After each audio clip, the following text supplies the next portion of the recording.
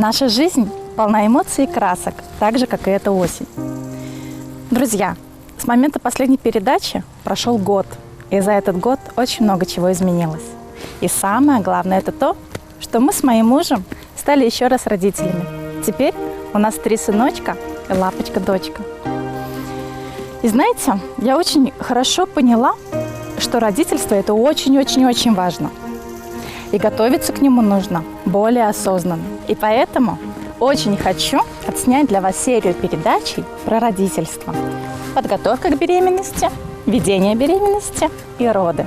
И начнем мы с самого важного. Начнем мы с социальной поддержки. И я Евгения, и эта передача «Мама в Кубе».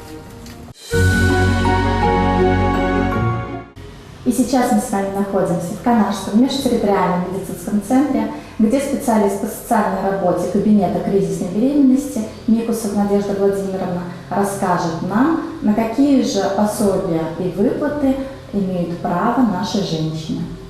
Надежда, здравствуйте. Здравствуйте. Расскажите, пожалуйста, какие выплаты могут быть предоставлены как будущим мамочкам, так и уже мамочкам с детьми?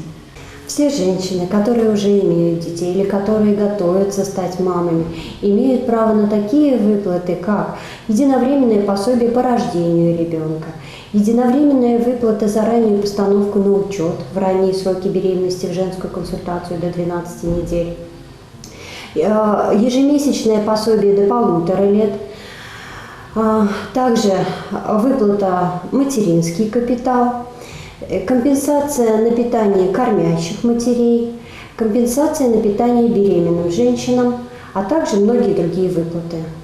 А куда нужно обращаться женщине, чтобы получить эти выплаты? И когда нужно обращаться? Когда уже появился ребенок или когда она забеременела? Чаще всего мы женщин направляем в отдел социальной защиты населения по адресу улица Чкалова, 17. Но работающие женщины могут получить свои выплаты через работодателя. Как рано нужно обращаться за выплатами, это зависит от того, какую выплату женщина хочет оформить. Одной из первых выплат является компенсация на питание беременной женщине. Эта компенсация выплачивается через органы соцзащиты в случае, если у женщины в семье доход не превышает 1 прожиточного минимума. Эта выплата выплачивается с 12 недель до момента родов. Для оформления данной выплаты необходимо обратиться в отдел социальной защиты и собрать следующие документы. Это заявление, справку от врача и женской консультации с предполагаемой датой родов и справки о доходах всех членов семьи за последние 3 месяца. Есть еще одна выплата за раннюю постановку на учет. Такая выплата выплачивается в том случае, если женщина обратилась в женскую консультацию на ранних сроках беременности, а точнее до 12 недель. Для получения этой выплаты женщине необходимо взять справочку у своего врача-акушер-гинеколога о том, что она встала на учет в ранние сроки беременности.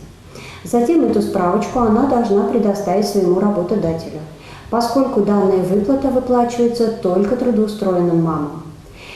Выплата составляет 675 рублей 15 копеек.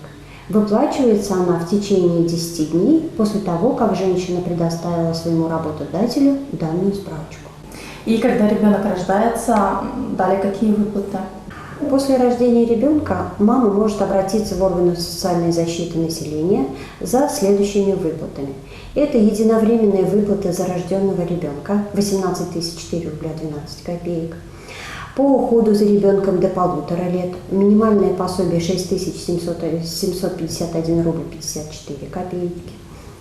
Если это первый ребенок в семье, то ей необходимо оформить путинские выплаты, так называемые, до 3 лет ежемесячно.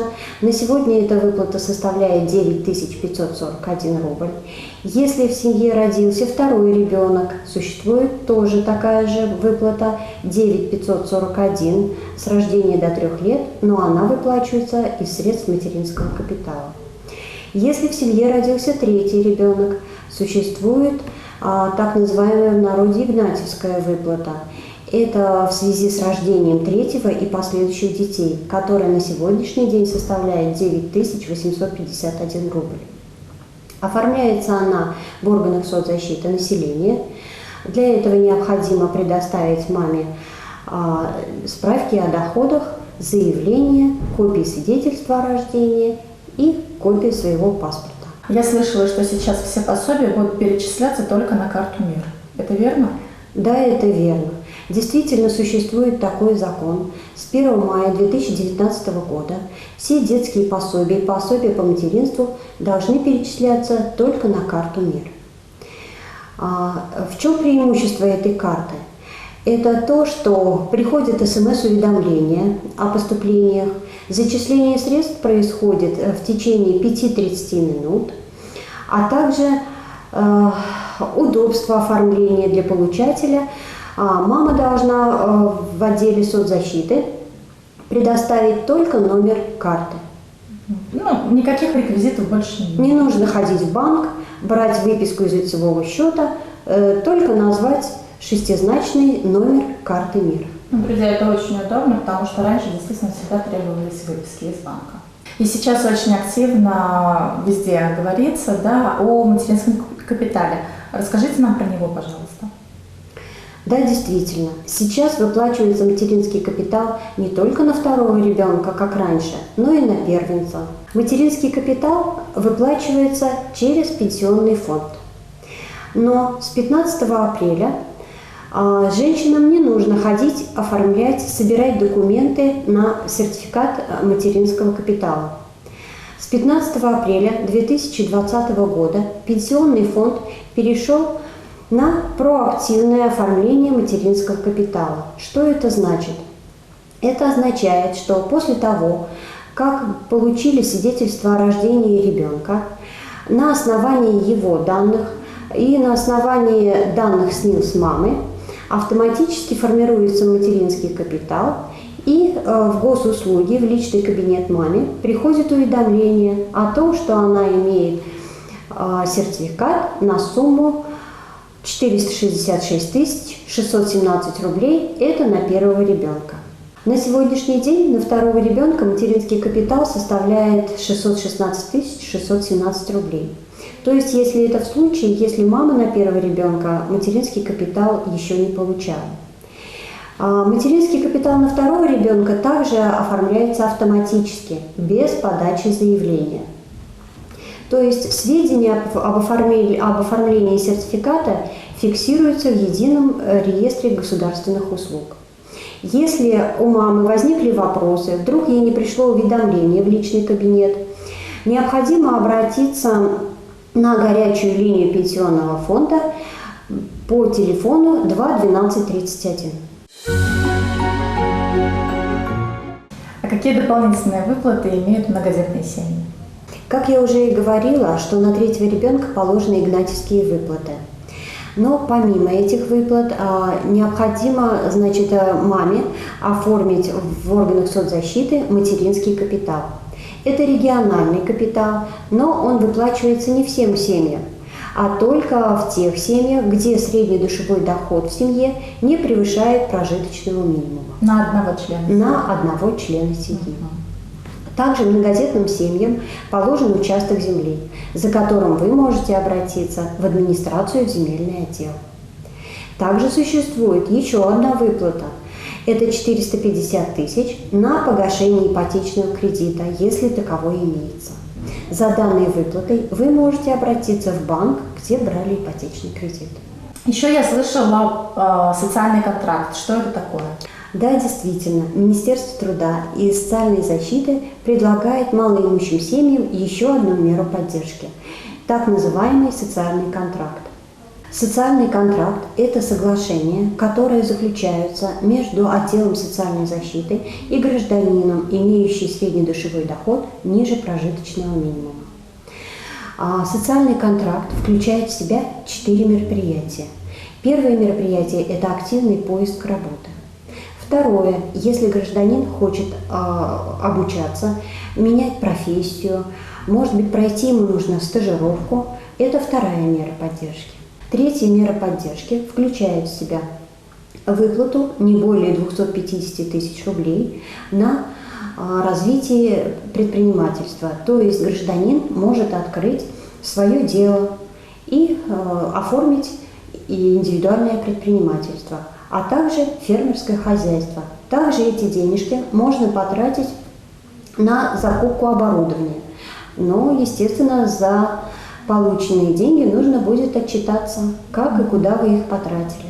Очень удобно в наше время.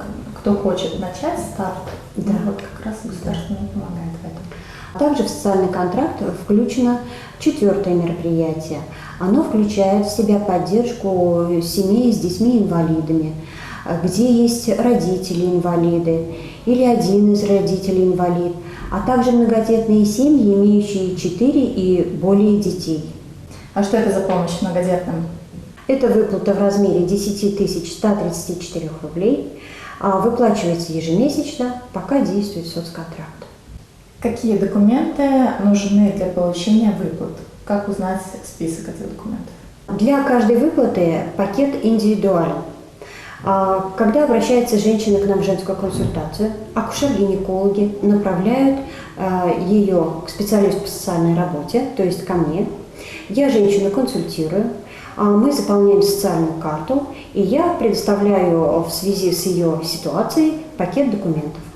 За дополнительной консультацией женщина может обратиться в отдел социальной защиты населения по телефону. Но еще я знаю, что можно зайти на сайт по социальной защите города Канаша и посмотреть там список документов, а также скачать бланки заявлений, заполнить их и обратиться уже в орган.